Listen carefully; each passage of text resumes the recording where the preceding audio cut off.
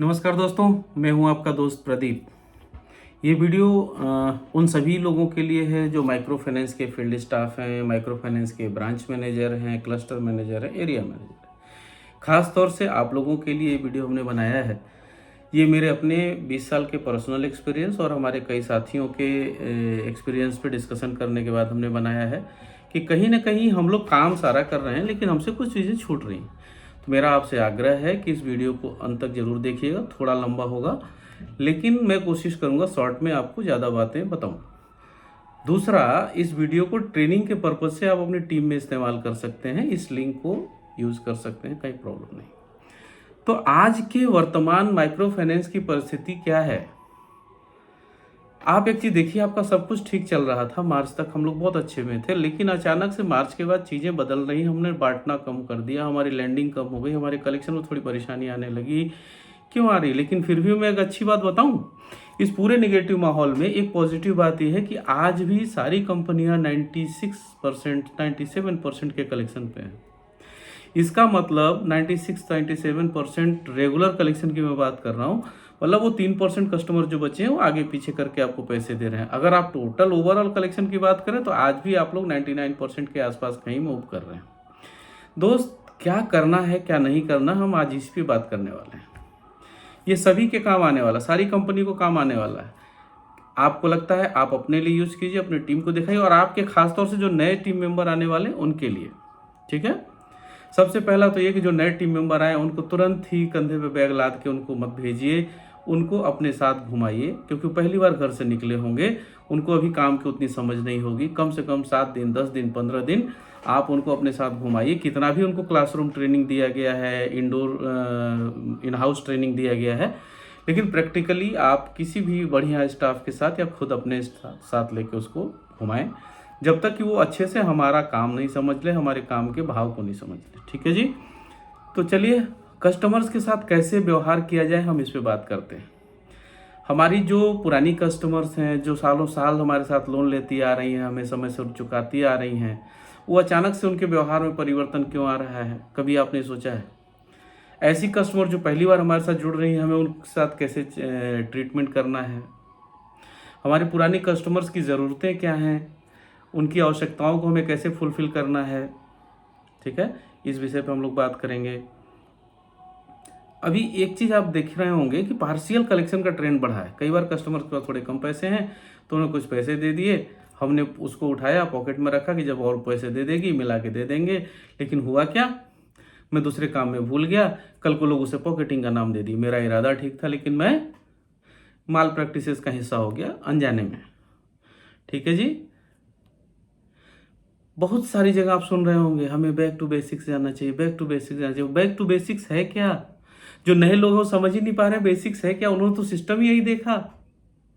After Covid जो micro finance का बिगड़ा हुआ स्वरूप था, जिन्होंने सेक्टर में वो कदम रखा है, वो लोग तो वही देखे। तो भैया, माइक्रो फाइनेंस का थंब रूल क्या कहता है पहले समझिए। सबसे पहले आप ये मत सोचिए कि आप कुछ भी जानते हैं। किसी भी विलेज का प्रॉपर सर्वे कीजिए।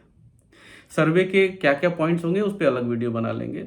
प्रॉपर सर्वे करने के बाद एक ओपन मीटिंग करिए पूरे विलेज का। आप संकोच मत करिए कितने लोग आएंगे नहीं आएंगे। आपको लगता है ना कि आज की दुनिया में लोग जो है मजाक बनाते हैं, नहीं बनाते। आप अपने काम पे ध्यान दीजिए भैया। अपने मीटिंग जोड़ना है, कंपनी के बारे में बताना है, प्रोडक्ट के बारे में बताना है, ओपन सबके लिए बताना है। अब उसके बाद वहां से आप फिल्टर लगाना शुरू करिए कि कौन आपके काम का है, कौन आपके काम का नहीं है। उसके बाद आप अपना ग्रुप फॉर्मेशन कीजिए। ग्रुप फॉर्मेशन करने के बाद आप प्रॉपर 1 दिन, 2 दिन, 3 दिन, 4 दिन, 5 दिन, जितने दिन की आपकी कंपनी सीजीटी का मॉडल बनाई है उस सीजीटी मॉडल को फॉलो कीजिए, स्ट्रिक्टली फॉलो कीजिए। जो कस्टमर आपके सीजीटी में नहीं आ रही, भैया उसको नमस्ते कर दीजिए, दीदी हम आपके लायक नहीं है, हम आपके साथ काम नहीं कर सकते, हम आपको पैसे नहीं दे सकते, क्योंकि हमारा प्रोसेस को फॉलो करेंगे तो हम आपको लोन देंगे। जीआरटी में आज फिर आप सबसे रिक्वेस्ट कर रहा हूँ, जीआरटी का वही पुराना मॉडल अपनाइए जो सन 2000 से लेके 2010 तक हम लोगों ने चलाया है। 2011-12 तक भी चलाया है, 15 तक भी कुछ लोगों ने चलाया है। मॉडल क्या था? पहले फील्ड स्टाफ ने अच्छे तरीके से सर्वे कर लिया, सीजीटी चला लिया, फिर उसके बाद असिस्टेंट ब्रांच हेड या ब्रांच हेड सर जा करके प्रॉपर जीआरटी करते थे। उसको हम लोग प्री जीआरटी करते, जीआरटी से पहले का एक डेमो जीआरटी करते थे। अब ब्रांच मैनेजर या फिर क्लस्टर मैनेजर, एरिया मैनेजर, जो भी हो, मतलब डुअल जीआरटी मॉडल अपनाइए। ये मेरा अपना पर्सनल सोच है कि ज़रूर अपनाना चाहिए। हो सकता है प्रोडक्टिविटी थोड़ी कम हो लेकिन क्वालिटी इंप्रूव होगी। उससे क्या होगा कि हमारे जो कलेक्शन की जो साइकिल है, जो सेंटर मीटिंग है, जिसमें कस्टमर एडिंग कर रहे हैं, तो वहाँ पे सारे कस्टमर को बुलाइए, बैठिए, इन भैया इनको ऐड करना है, आपके ग्रुप में सारे मेंबर बैठिए, तभी पैसा बटेगा। थोड़ा प्रेशर कम रखिए। हो सकता है कि आज 10 कस्टमर कम बटे लेकिन कल परसों तरसों सब बटने लगेंगे, क्योंकि सबको पैसा चाहिए यार। हम लोग इस होड़ में रहते हैं कि दे दे, नहीं तो हमारा टारगेट नहीं होगा। आज नहीं होगा कल हो जाएगा, कल नहीं होगा परसों, उस पर मैं बात करूंगा। आप बिल्कुल चिंता नहीं कीजिए, प्रॉपर जीआरटी कीजिए। मोक सेंटर मीटिंग आप लोग नाम सुने होंगे, मोक सेंटर मीटिंग का मैं एक वीडियो बना के दूंगा। मोक सेंटर मीटिंग कीजिए बिफोर डिसबर्समेंट। जो लोग मोक सेंटर मीटिंग अटेंड करते हैं फिर उनको और उनके को बार और को ब्रांच में बुलाइए, फिर अपने मॉडल से डिसबर्समेंट कीजिए, चाहे ओटीपी से कीजिए, डिजिटल कीजिए, लेट लॉन्ग ले करके कीजिए। ये सब जो है बेसिक्स का हिस्सा है। और उस डिसबर्समेंट में फिर से कस्टमर को पूरा मॉडल बीएम के द्वारा या एबीएम के द्वारा बताया जाए, पहली मीटिंग कब होगी, ज्वाइंट लाइबिलिटी क्या है, आपको दूसरे की जिम्मेदारी लेनी ही होगी। इस तरीके की बातें हमें फिर से कहनी है, कहनी पड़ेंगी। अदरवाइज हम लोग वही डोर टू डोर कलेक्शन करने में के ट्रैप में फंसेंगे। फिर हमारा कलेक्शन अभी 3% हिला है, 2% हिला, 1% हिला, वो धीरे धीरे और ख़राब हो जाएगा। प्रोडक्टिविटी हमारी कम हो रही है जस्ट बिकॉज कि हम डोर स्टेप कलेक्शन मॉडल के ऊपर जा रहे हैं। ठीक है। एक और इम्पॉर्टेंट बात, हम लोग अभी संक्षेप में बात कर रहे थे, अब मैं आपको बताता हूँ कि हम ओवरड्यू कलेक्शन के लिए जाते हैं। चैट लेट लॉन्ग के साथ फोटो बनाया, ग्रुप में पोस्ट किया कि दीदी ने पैसे का पीटीपी दे दिया। 5 से 10 मिनट हम रुके, चलो 5-7 मिनट और रुके, 15 मिनट रुके, नहीं दी, फिर बोली, चले गए। लेकिन आप समझो आपके पास काम इतना है, good morning to good night, you have lots of work. Microfinance एक वाइब्रेंट दुनिया है दोस्त, चलती हुई दुनिया। 24 घंटे आपकी गाड़ी चलती है। आज आपसे कुछ छूट गया ना, कल के लिए रेकरिंग हो गया, उसको आप पूरा नहीं कर पाओगे। अगर उसको करने लगे तो उस दिन का मतलब जो कल वाला आज है, उस दिन का 2 काम छूट जाएगा, जो परसों के लिए एडिशनल रेकरिंग हो जाएगा, आपका बर्डन बढ़ जाएगा। आज का काम आज ही खत्म करिए भाई मेरे दोस्त। आप फील्ड स्टाफ हैं, बीएम हैं, सीएम हैं, एबीपी हैं, जो भी हैं आप, प्लीज़ आज का काम आज खत्म कीजिए। थोड़ा सा समय लगेगा, सिस्टमेटिक करिए, ऑर्गेनाइज तरीके से करिए। मैं पूरे दिन काम करने के लिए नहीं बोल रहा हूँ, ऑर्गेनाइज तरीके से करिए। 8 से 10 घंटे का काम बहुत ज़्यादा है। 10 घंटे इसमें 2 घंटे आराम का भी जोड़ता हूँ मैं। 8 घंटे ढंग से काम किया तो बहुत कुछ है, उससे ज़्यादा करने की ज़रूरत नहीं है।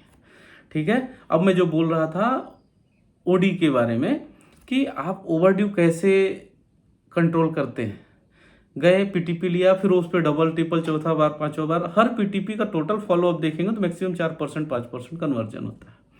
तो दोस्त अगर हम दीदी का बैठ जाए ना, तो होगा क्या कि कस्टमर के ऊपर एक प्रेशर बनता है। अभी क्या है कि हम गए चले जाए, तो अगर होता है क्या, आप आए हो तो दीदी साइड चली जाती है, उसके पास पैसे हैं फिर भी वो साइड चली जाती, चलो सर जी नहीं, मतलब दाहिने बाएं हो जाती। अगर आप दीदी के दरवाजे पे बैठ गए हो तो वहाँ पे अड़ोसी पड़ोसी भी देखते हैं। दीदी आपको अगर ये जान जाए बिना पैसे लिए सर जी जाने वाले नहीं हैं, तो दीदी पैसे का व्यवस्था करती है, और उसके पास पैसे रहते हैं, थोड़ा बहुत मिलाना होता है, मिला के कर देती। लेकिन जानती है आप नहीं दिखोगे, वो पीटीपी डाल के किसी से बात करेंगे, निकल जाएंगे, फ़ोन नंबर लेंगे, कुछ भी करेंगे। दोस्त ये करना है, लेकिन यहाँ पे ध्यान देने वाले, किसी के साथ बदतमीजी नहीं करने को बोल रहा हूँ मैं, सिर्फ दरवाजे पे जाके बैठने के लिए बोल रहा हूँ। माइक्रो फाइनेंस का अब ये थंब रूल है, अगर आप ओडी पार रिकवरी के लिए गए हुए हैं तो सिर्फ बैठिए, नमस्ते कह के इंतजार कीजिए, पैसे लेने आए हैं, आपने किस्त छोड़ा है, आपको देना चाहिए, ये आपकी ड्यूटी है, व्यवस्था कर दीजिए। लेकिन यहाँ पे एक और इम्पॉर्टेंट वन, सनसेट के बाद आप वहाँ नहीं दिखेंगे, सनसेट तक निकल लीजिए। मैं सनसेट वर्ड इस्तेमाल इसलिए कर रहा हूँ, गर्मियों में दिन ज़्यादा बड़ा होता है, ठंडी में थोड़ा छोटा होता है। तो जैसे सूरज ढलने लगे आप कस्टमर घर से निकल लीजिए। जब दिन भर नहीं ला पाए तो शाम को भी नहीं ला पाएंगे, कल सुबह का टाइम लीजिए, सुबह एकदम अर्ली मॉर्निंग सूर्योदय से पहले पहुँच जाइए। दीदी आँख मलती हुई रहे तब भी उठ जाइए, दीदी नमस्ते, हालचाल कीजिए, उनके साथ बैठिए, गपशप कीजिए, उनकी परिस्थितियों को समझिए, वो पैसे देंगे। ठीक है। अब हम आपसे बात करते हैं कि ये सब चीज़ें क्या हैं।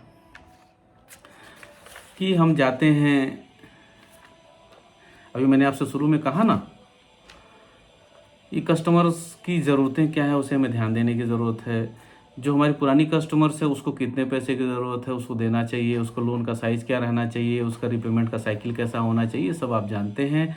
उसको थोड़ा रिफाइन करके उसमें नए कस्टमर ऐड करने हैं, करके दीजिए। और मेरा आप सबसे आग्रह, छोटे ग्रुप बना गए हैं तो उसमें कस्टमर ऐड करवाइए, कस्टमर से कस्टमर ऐड करवा ग्रुप बड़ा करिए। मिनिमम 10 मैक्सिमम 20, इससे ग्रुप का साइज मत रखिए। 10 से नीचे पे आपका सर्वाइवल नहीं है, 20 से ऊपर पे आपका कंट्रोल नहीं बनेगा। तो मेरा मेरा अनुरोध है कि आप 10 से 20 के बीच में रखिए, ठीक है। दूसरी बात, जो नए कस्टमर्स को ऐड कर रहे हैं बहुत सावधानी से ऐड कीजिए। उसको क्रेडिट की समझ है कि नहीं है तो आप अपनी सीसीटीवी प्रॉपर ट्रेनिंग दीजिए और उसकी 360 केवाईसी कीजिए। बोरोवर उसके फैमिली मेम्बर्स का भी सीवी चेक करिए, अगर सही है तभी आगे जाइए, नहीं तो रुक जाइए, ठीक है। पार्शियल कलेक्शन पे मैंने आपसे बोला था भाई, किसी ने 2000 की किस्त थी, आज 1500 दिया, तो आपने कहा चलो 500 कम है तो 500 जब देगी तो मिला के दे देंगे, तब तक आपने पॉकेट में रखा हुआ है।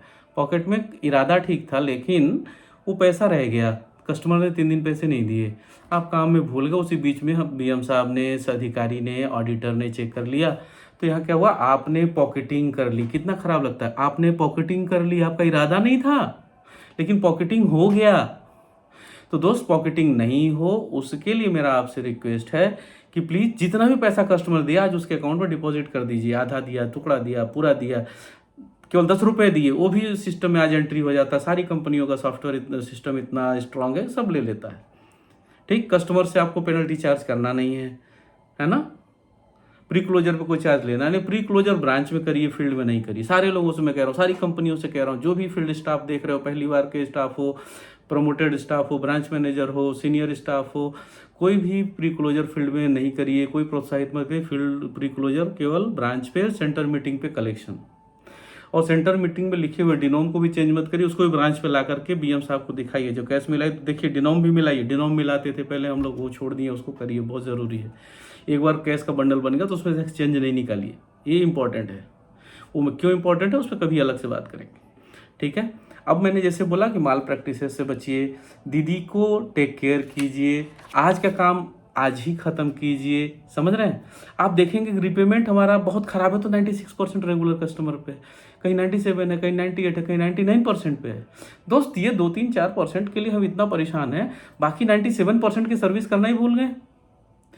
जो हमारी अच्छी कस्टमर वेट कर रही है उन्हें लोन देना है। आप ये देखो तो सही, अप्रैल से लेके आज तक हमने कितनी सारी कस्टमर्स को लोन दे देना चाहिए था जो हमने नहीं दिया है। कंपनी के बैंक के खाते में पैसा पड़ा हुआ है जिसका आपकी कंपनी इंटरेस्ट भर रही है, लेकिन आप इस डर से कि किस्त लाने में दिक्कत हो रही, 4 कस्टमर पैसे नहीं दे रही, इसलिए बाकी के मैं 350 कस्टमर, 250 कस्टमर, 200 कस्टमर जो मैं हैंडल करता हूं उनको लोन नहीं दे रहा हूं जी। भाई साहब, इस कंपनी के बारे में सोचो। जो आपकी दाल रोटी चलाता, जो आपके परिवार को चलाता, उसके प्रति आपका दायित्व है कि आपको मिनिमम 40, 50, 60 कस्टमर बांटने चाहिए जो आपके कंपनी के स्टैंडर्ड हैं। अदरवाइज आपकी सैलरी, आपके अधिकारियों की सैलरी, आपके एमडी साहब तक की सैलरी, आपके बीच के स्टाफ की सैलरी कहाँ से आएगी, ऑफिस के खर्चे कहाँ से आएंगे। चलो मैं कहता हूँ नहीं करना चाहिए, तो कहाँ से लाओगे। कंपनी कोलैप्स कर जाए, सिस्टम कोलैप्स कर जाए, लाओगे कहाँ से। ये खराब सवाल है लेकिन इसको सोचना पड़ेगा। जहां से आपका परिवार चलता है ना भाई, जिसके पैसे से, उस कस्टमर के चाहे इस कंपनी के, इन दोनों के एसोसिएशन से हमारे घर में हमारे बच्चों के प्लेट में रोटी और गिलास में दूध आता है, माँ बाबूजी की दवाई आती है और हमारे अच्छे कपड़े आते हैं। तो ये हमारी ड्यूटी बनती है मेरे भाई कि हम कंपनी के प्रति वफादार रहें। आज का काम आज ही खत्म करें और 8 घंटे में खत्म करें। हमें 15 घंटा काम करने की जरूरत नहीं है, 12 घंटा करने की जरूरत नहीं है, हमें सिर्फ 8 घंटे अच्छे से लगन के साथ काम करने की जरूरत है। 100% काम पूरा हो जाएगा। अब तो काम भी बहुत कम हो गया है, पहले पूरा रजिस्टर लिखा जाता था। एक दिन पहले हम लोग तैयार करते थे, कल के डिमांड रजिस्टर बनाओ, कलेक्शन रजिस्टर बनाओ, कैश बुक बनाओ, सब मैनुअल था। कलेक्शन 99.99%, 1.01% जो छूटता तो कहीं मौत हो जाती थी तब छूटा रहता था। क्या हो गया है हम लोगों को। अरे हमारी जमीर, जो पुराने लोग हैं मैं उनको बोल रहा हूं, नए लोग तो जानते ही नहीं। जो हमारे पुराने लोग सिस्टम में 5 साल 8 साल पुराने लोग हैं, उनसे हाथ जोड़ के प्रार्थना करता हूं कि सेक्टर को बचाइए, सेक्टर को बचाइए। सेक्टर से बचाने से पहले अपनी कंपनी को बचाइए, अपनी कंपनी को बचाने से पहले अपनी ब्रांच को बचाइए, अपनी ब्रांच से पहले अपने स्टाफ को बचाइए, अपने स्टाफ से पहले अपने कस्टमर को बचाइए। ये सब बचेंगे, पूरा इकोसिस्टम फिर से रिवाइव करेगा, फिर से माइक्रो फाइनेंस एकदम जबरदस्त धमाकेदार तरीके से वापसी करेगी। और मेरा पूरा विश्वास है कि बचे हुए 2 क्वार्टर और 1 महीने जबरदस्त जाने वाले हैं। इस क्वार्टर का ये आखिरी महीना है, इसमें जबरदस्त कीजिए, कलेक्शन जबरदस्त कीजिए, बिजनेस जो आपको हेल्प करेगा, आपकी कंपनी को बूस्ट करेगा, आपको बूस्ट करेगा। इंक्रीमेंट, इंसेंटिव ये सब तो सेकेंडरी है। प्राइमरी कंपनी का बैलेंस शीट अच्छा रहना चाहिए, चाहे कोई भी कंपनी हो, बैंक हो, एनबीएफसी हो, एमएफआई हो, नो प्रॉफिट कंपनी हो, लेकिन बैलेंस शीट लॉस की होगी तो कोई इन्वेस्टर पैसा नहीं डालेगा, और कोई पैसा नहीं डालेगा तो कस्टमर को पैसे कैसे बांटोगे भैया। पुराने इन्वेस्टर्स जिनका पैसा टाइम पूरा होगा तो निकलने वाले होंगे ना, निकलना चाहेंगे कि भाई मैंने प्रॉफिट ले लिया, मुझे जाना है, अब आप देखो। ये पूरा एक इको सिस्टम, इसकी अलग बात करेंगे। मेरा आप सबसे एक ही आग्रह है कि भाई मेरे दोस्त, मेरे यार, मेरे अपनी कंपनी को अपनी माँ समझो। जैसे माँ का टेक केयर करते हो ना, वैसे अपनी कंपनी का टेक केयर करो। सेक्टर का टेक केयर करने के लिए मैंने मेरी नौकरी छोड़ रखी है और मैं इस तरीके की वीडियो बना रहा हूँ, कस्टमर्स तक जा रहा हूँ, आप लोगों को सिखा रहा हूँ, ताकि सेक्टर में एक फिर से वाइब्रेंट सिचुएशन पैदा हो, पॉजिटिव माहौल पैदा हो, हर कोई खुशी खुशी इस विषय में बात कर रहा हो। अननेसेसरी परेशानी है जैसा माहौल बना रखा है कि बाहर एक आभा मंडल बनती जा रही है, पता है आपको। माइक्रो फाइनेंस सेक्टर से बाहर लोग ये बात करने लगे माइक्रो फाइनेंस में नौकरी नहीं करनी चाहिए। अरे जबकि इतना आसान है, इतना अच्छा है, पीएफ है, ईएसआईसी है, फैमिली वेलफेयर है, जितना फास्ट प्रमोशन एमएफआई में किसी सेक्टर में नहीं है। अगर आप किसी सेक्टर में काम किए हो तो जान लीजिए, आप रिटेल में हो, चाहे आप एफएमसीजी में हो, चाहे आप किसी और सेक्टर में हो, इतना फास्ट प्रमोशन नहीं है जितना माइक्रो फाइनेंस से रिलेटेड वर्टिकल्स के सारे में है। बैंक में, एनबीएफसी में, एफआई में जिस तरीके से प्रमोशन, ग्रोथ और इंक्रीमेंट है ना, कहीं नहीं है मेरे दोस्त। ये जो आदमी आपके सामने बैठा है ना, कहना नहीं चाहिए, सन 2001 में 1500 की नौकरी शुरू किया था, आज 46,60,000 की नौकरी रिजाइन करके बैठा है, जिसमें 9,50,000 के आसपास का मैंने गवर्नमेंट को टैक्स भरा है लास्ट ईयर। मैं कोई उठल्लू नहीं हूं, मैं कोई ऐसा चलता फिरता आदमी नहीं हूं। एक आदमी जो 10 लाख के आसपास का टैक्स भरता है, 9 लाख से ऊपर का टैक्स भरता है, वो आदमी आपको नौकरी छोड़ के बात बता रहा है कंपनी को बचाओ, अपने को बचाओ, पॉजिटिव माहौल इन्वायरमेंट पैदा करो, कस्टमर आपको पैसे देने के लिए तैयार है, दो बदतमीजी लोगों के चक्कर में कस्टमर डिस्टर्ब हो रही है। सीखिए, समझिए और करिए। मेरा आपसे एक ही आग्रह है, सॉरी मैं बहुत ज़्यादा एग्रेसिव हो जाऊं तो उसके लिए आप मुझे क्षमा करें, लेकिन ये बहुत महत्वपूर्ण है। मैं फिर से सारी बातों के सार पे आता हूं कि अपने कस्टमर का टेक केयर कीजिए, अपने फील्ड स्टाफ का टेक केयर कीजिए, अपने ब्रांच मैनेजर का टेक केयर कीजिए, अपने क्लस्टर मैनेजर का टेक केयर कीजिए, अपनी ब्रांच की टेक केयर कीजिए। 8 घंटे काम कीजिए, ज़्यादा नहीं करिए। कोई कंपनी का मालिक नहीं बोलेगा, कोई अधिकारी नहीं बोलेगा, नहीं बोलता होगा, जबरदस्ती बोल रहा है तो भाई हम क्षमा चाहते हैं। लेकिन अगर आप अपना काम 8 घंटे मन लगा के कर दिए हैं तो कोई नहीं बोलेगा। इवन हम तो कहते हैं कि 5 दिन में अपना काम 6 दिन का खत्म करिए, 6ठा दिन केवल मीटिंग के लिए, ब्रांच की साफ सफाई के लिए, हाइजीन के लिए रखिए। ठीक है, तो ये वीडियो बहुत लंबा होते जा रहा है, लेकिन फिर भी मैं एक बार आपको फिर से रिवाइज करा रहा हूँ कि हम जितनी बातें बताएं इन सब का डिटेल अलग अलग वीडियो बना देंगे। लेकिन आज की वर्तमान परिस्थिति में आपको क्या करना है कि कस्टमर्स के साथ अच्छे से पेश आइए, पुरानी कस्टमर्स की ज़रूरतें क्या है उसका ध्यान रखिए, जो नई कस्टमर सोर्स करें उसका 360 डिग्री जांच जरूरी है।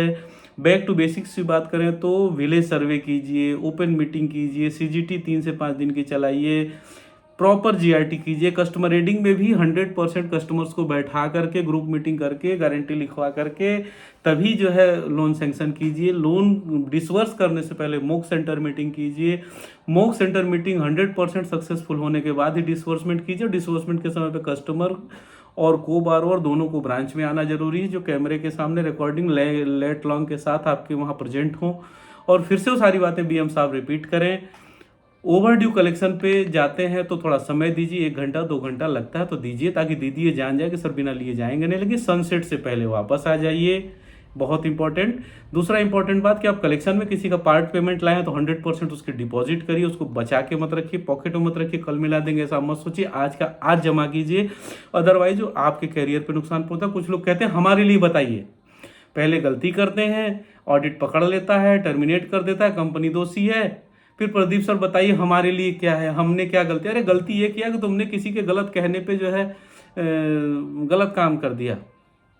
कस्टमर का लाए थे उसका अकाउंट में एंट्री करते, गीता का पैसा लाया किसी ने कह दिया सीता के खाते में एंट्री मार दी, क्यों कर दिया भैया?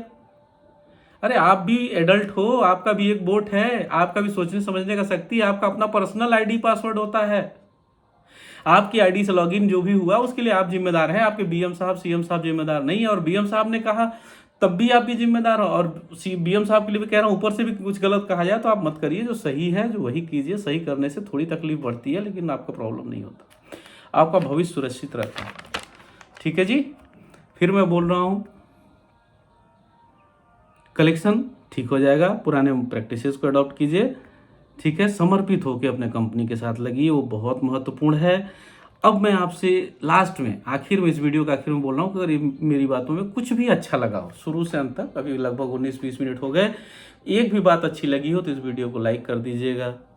अच्छा लगे तो इस चैनल को सब्सक्राइब करके बेल आइकन दबा दीजिए, ताकि इसी तरीके की इन्फॉर्मेटिव वीडियो मैं आपको देता रहूं, जिसको आप अपने ट्रेनिंग में इस्तेमाल कर सकें, कस्टमर को दिखा सकें।